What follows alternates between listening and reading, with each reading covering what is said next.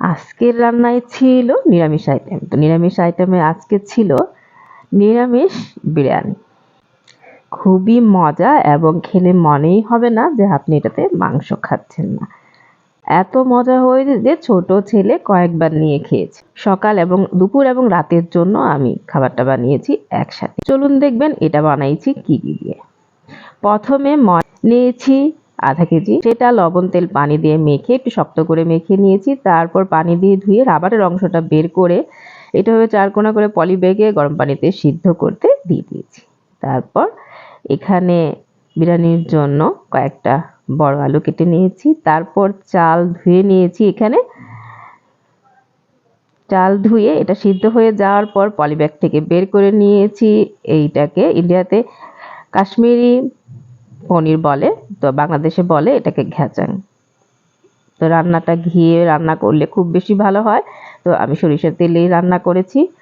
তো ঘ্যাচংগুলো আমি আগে এইভাবে ছোট ছোট পিস করে কেটে নিয়েছি। চাইলে আরও ছোট ছোট পিস করা যাবে, খেতে একদমই মাংসর মতো লাগে আর খুবই টেস্ট। কারণ এখানে ময়দার যে আটা অংশটা আছে সেটা ধুয়ে ফেলে দিয়ে ভেতরে যে রাবারের অংশটা আছে চুইংগামে সেটাই বের করে নেওয়া হয়, যার কারণে এটা একটু চর্বি চর্বি ভাবের মতো থাকে। এখানে সম্বাসে দিয়ে দিয়েছি তেজপাতা, কাবাব চিলি, জিরা, এলাচি, দারচিনি সব দিয়ে সম্বাস দিয়ে দিলাম। দিয়ে এখানে দিয়ে দিব আলু আর ঘ্যাচংগুলো। আগে ঘ্যাচংগুলো একটু লাল করে ভেজে নিব।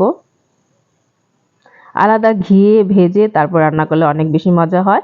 বাসায় ঘি খুব বেশি পরিমাণে ছিল না, তাই আমি এটা সরিষার তেলেই ভেজে নিয়েছি। এভাবে সবগুলো উঠিয়ে নিব। উঠিয়ে এটাতে মশলা দিয়ে দিব। মশলাগুলো হচ্ছে বিরিয়ানির মশলা, শুধু আদা দিয়েছি আর রসুনটা স্কিপ করেছি। তো এখানে সব মশলাগুলো একসাথেই গুঁড়া করা আছে। সবগুলো একসাথে দিয়ে লবণ দিয়ে ভালো করে এটা কষিয়ে নিব। কষিয়ে নেওয়ার পর ঘ্যাচং আর আলুগুলো এটাতে দিয়ে দিব। দিয়ে ঘ্যাচংগুলো যাতে লবণ ঢুকে যায় সেজন্য একটু পানি দিয়ে ভালো করে কষিয়ে নিব। আর আলুটা যখন ভেজেছি সামান্য একটু মনে হলো যে আলুটা সিদ্ধ হয়নি ভাজতে ভাজতে, তাই এটাতে আমি পানি দিয়ে একটু কষিয়ে নিব।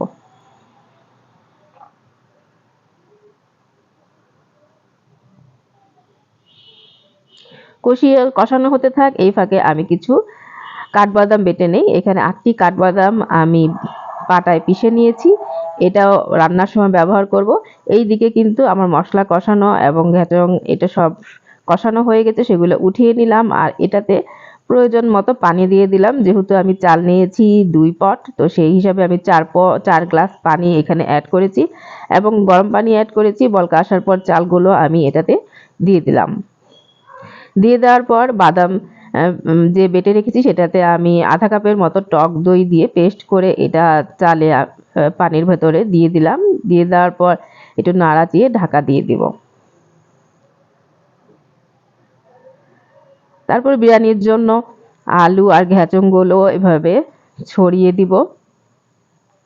ওপর থেকে ছড়িয়ে দিয়ে কাঁচামরিচ দিয়ে দিব এটাতে।